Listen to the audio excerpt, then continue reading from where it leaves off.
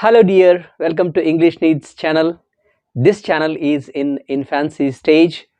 Very few subscribers are there now. Please help me to develop this channel by subscribing it. Only nice people like you have to do it. Thank you. And the summary of this lesson is in my blog. Address is given at the end of the video. In this video, I am going to take up Frederick Douglass. When Frederick was born, he was not Douglass, he was Bailey. Because during those days, there were different laws for whites and blacks. Whites used to inherit father's surname, that is family name, and blacks used to inherit mother's family name. And therefore, he was called Frederick Augustus Washington Bailey. Taking advantage of the law, the slaveholders, the masters, used to produce more and more black children. They used to misuse, they used to exploit the young slave women both for the gratification of their lust, that is sexual desire, and made it profitable by producing more and more slaves. And when he married Anna Murray, then he changed his surname to Douglass. We study Frederick Douglass because he was one of the key persons who took part in anti-slavery movement in the USA, and he struggled hard for the emancipation of the slaves. Frederick's birth and childhood. He was born at Tuckahoe village near Easton in Talbot County in Maryland. Frederick Douglass was born to Captain Anthony, a white man, and his master, and Harriet Bailey, a slave woman. When he was just 11 months old, he was separated from his mother, and his mother was hired out to Mr. Stewart, whose farm was 12 miles away from it. This was a practice prevalent in the USA at that time. This was done to make sure that the family bond, the affection between the mother and the son, should be destroyed. This is because the masters, the white people, always feared that if there is a unity in these black slaves, sometimes they might rebel against them, and that is going to be dangerous for them. That is the reason they made it sure that the siblings and the mother were all separated in the beginning itself. His mother, Harriet Bailey, used to walk all the way 12 miles one way, that too during night. After completing her day's work, she would walk from there, come to see this boy. Hardly an hour she used to be there with the child, and then again she had to walk 12 miles back. She had to return on the same night because she had to make sure that she reached before sunrise. Otherwise, there used to be a grave punishment, a severe punishment. She would come almost at the midnight and wake him up and take him in her lap, and with so much of affection she would embrace him, and then she would make him sleep. This happened only for 4 or 5 times, because when he was just 7 years old, his mother died. When she was ill, bedridden, that time nobody told him about that. Even the message of her death came very late. Frederick candidly says that when he heard the news of the death of his mother, he was not at all moved. He was not emotional, no tears. He says it was like hearing any stranger's death. And here we come to know why the white people separated the mother from the child. This plan worked out here. Frederick's wish to know his birthday. As a boy, when Frederick used to see white children celebrating their birthday, he too wanted to celebrate his birthday and he wanted to know it. But it was not known to him because nobody told him his birthday. And whenever he asked, he inquired about his birthday, he met with disappointment.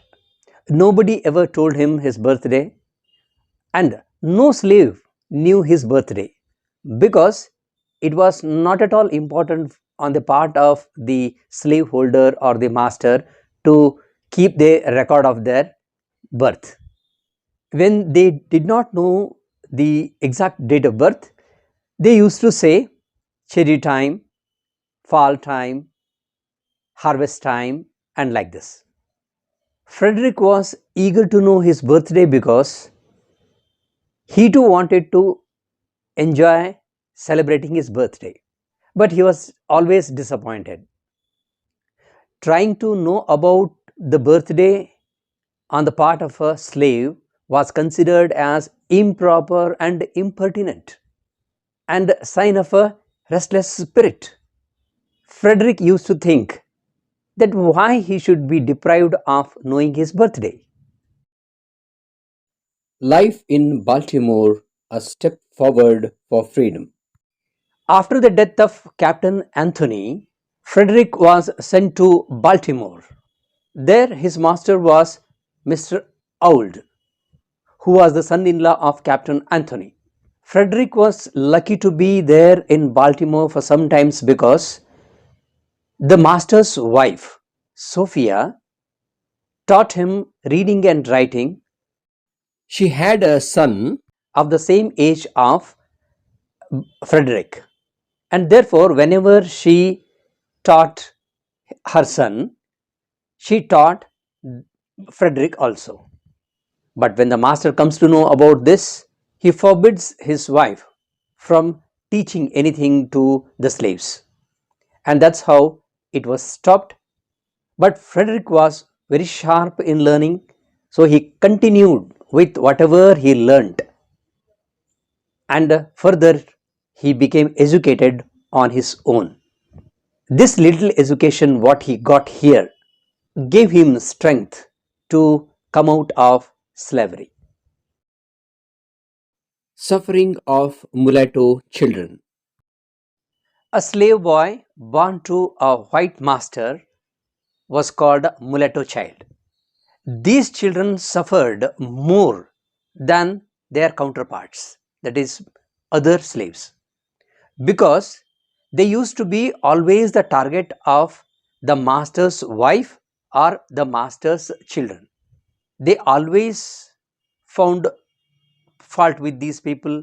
Small mistakes were highlighted and severe punishment used to be given to them. The reason for master's wife to target these children was that she always doubted that her husband would be lenient towards the children because he is the biological father. So the natural affection might lead for doing partiality, but that hardly happened because Captain Anthony was not of that kind. He was very harsh towards the slaves, but still these mulatto children suffered a lot because of this fact. And many times the master was forced to sell out these mulatto children early because the wife and the children of the master never wanted those mulatto children to be there. And sometimes the master was forced to beat the children in front of the wife and the children. This was really difficult for any father to do such thing. By chance, sometimes, if the master just favored any mulatto child, then he had it. Therefore, mulatto children suffered a lot. Atrocities on the slaves. After the death of Captain Anthony, Frederick was hired out to another place. There he was under Mr. Auld, and this new master was also very harsh. He knew no mercy at all. And he had appointed a man called Mr. Plummer. This Plummer was a savage monster, a profane swearer, and a drunkard. He used to always carry a lash, a cowskin in one hand, and a heavy cudgel, that is heavy thick stick, in another hand. He used to enjoy beating the slaves. He was so very ruthless that sometimes he used to beat in such a way that the skin from the head of a woman would simply slash out. And many times in the early morning itself, Mr. Plummer used to beat Frederick's aunt, Hester, so much that she would shriek, a heart-rending shriek. He would tie her to a joist, a pole, and then beat her on her back with a cowskin till literally her back would be covered with the blood. And when she cried, he hit her more.